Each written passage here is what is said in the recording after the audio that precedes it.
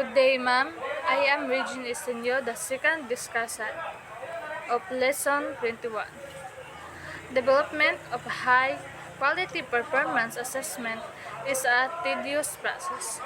So, performance assessment is very demanding. During the planning, teachers need to make sure that the learning targets can all be harnessed in a single performance or product. Before and during the implementation, teacher must give for enough time for learners to practice or create the task and time for the performance in the evaluation itself. In the evaluation, teacher must again create a reliable scoring rubric to avoid personal biases. So, what does it mean? Development is a tedious process. So, creating effective assessment requires significant effort and careful planning. Second is, performance assessment requires a considerable amount of time to administer. So, the second is, unlike traditional assessment, performance assessment takes days to accomplish all performances depending on the number of individual or groups. Hence, teachers have to make sure that there is a huge of time allot that there is a huge amount of time allotted from the start of practice to the implementation of proper. So what do you mean time administer? So time administer, this assessment often take longer to conduct than traditional tests. Second is, performance assessment takes a great deal of time to score. So a complex performance or product requires much time to score. Hence, crafting of a high quality scoring rubric is recommended to shorten the scoring time. So the word itself is time to score. So when we should have the time grading performance tasks can be time consuming due to their complexity. And the fourth is, performance task scores may have lower reliability. So performance assessments allows learners to demonstrate their learnings in various ways, which may result in different products, performances, responses, and etc. This could affect the scoring capabilities of teachers, especially in observing and evaluating performances of different types. So, lower reliability. It means scores may vary based on subjective information, leading to inconsistent results. So the fifth is, performance task completion may discouraging to less able students. So the selective nature of performance tasks may diminish students' motivation if they cannot accomplish the task. So discouragements for less able students that students who struggle may find this task overwhelming, affecting their motivations and performance. So these are the types of performance tasks in social studies. So the output is position paper. The outcome is constructed the publishable reaction paper on socio-political issues. So the example of that is, students will create a sound reaction paper on political dynasties. Students will identify and analyze the pros cons of political dynasties. So another example is, students write a paper agreeing for, against, or particular position on a social or political issue. The second is simple survey research. Collaborative completed survey research on social problems in the local community.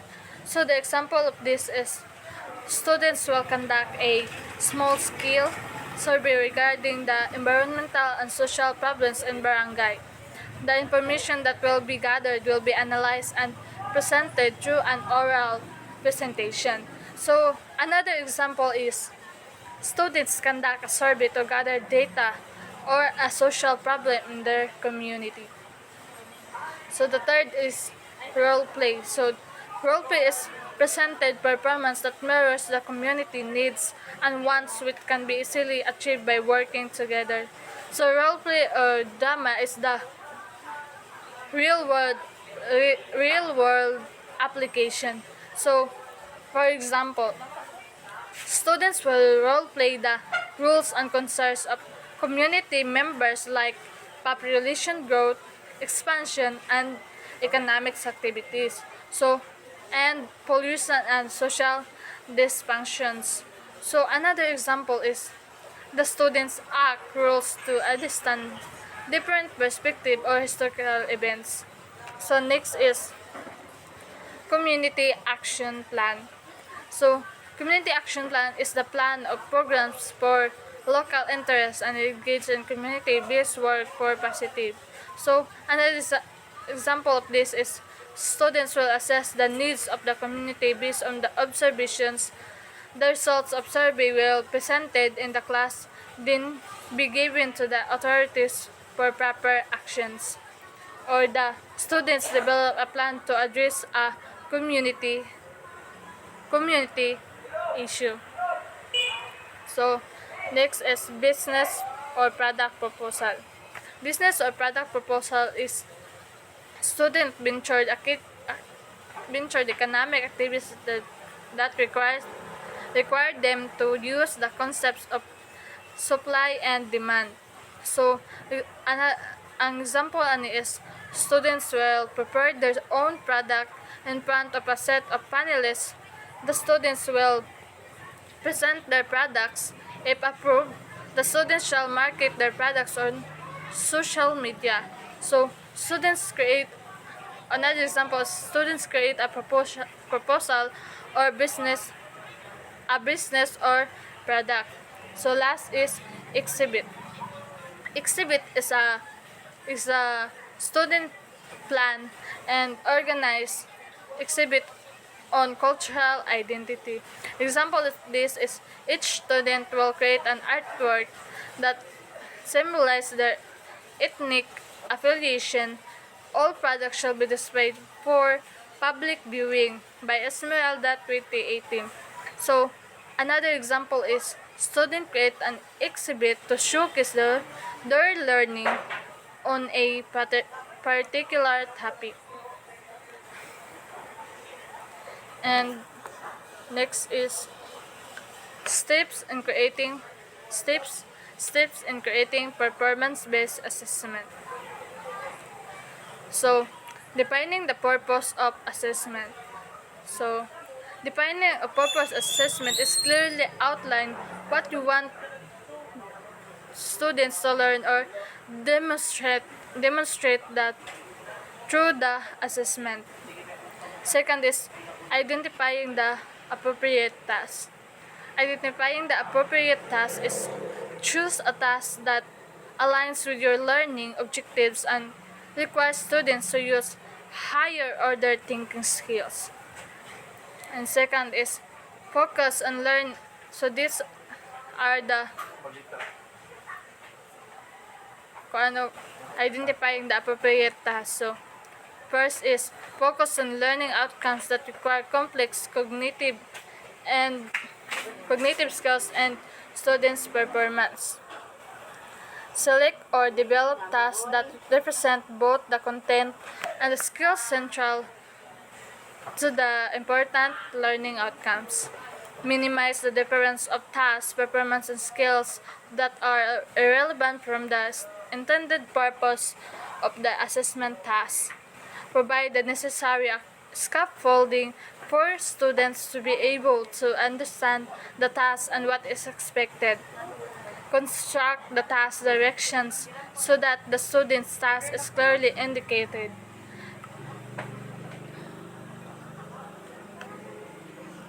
clearly communicate performance expectations in terms of criteria by which the performance will be judged.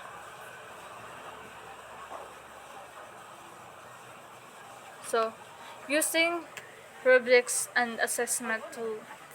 So, using rubrics and assessment tools, develop develop a rubric to provide clear guidance for scoring students' work. Huba and Fred 2000 opened that scoring rubrics usually contain the following components. These are clearly statements of the level of the knowledge you expect the students to achieve for them to receive a given grade. So, clearly statements define the expected level of knowledge of each grade. Second is the the dimension of quality of work you expected the students to achieve. So, identify the key aspects of the work to be evaluated. And third is commentaries describing of expectation of knowledge and quality that distinguish its grade band. So, keeps a few questions in mind while developing an instructional rubric. So, first question is, what are the essential elements of high quality work? So, essential elements. It is you should identify the most important aspects of high quality work. So, second is, how many levels of achievements are to be described. So, you should think that if you should determine how many levels of performance to be included. And the third is, are the criteria for each level clearly described? So, clear criteria. When we think clear criteria is, you should ensure that the criteria for each level are well defined. So, these are the basic components of scoring rubrics. So, for the first is rating scale for the performance indicator for each level of performance, and the last is the criteria 1, 2, 3, and 4 are the criteria that describe the performance of the students. So that's all my part. Thank you.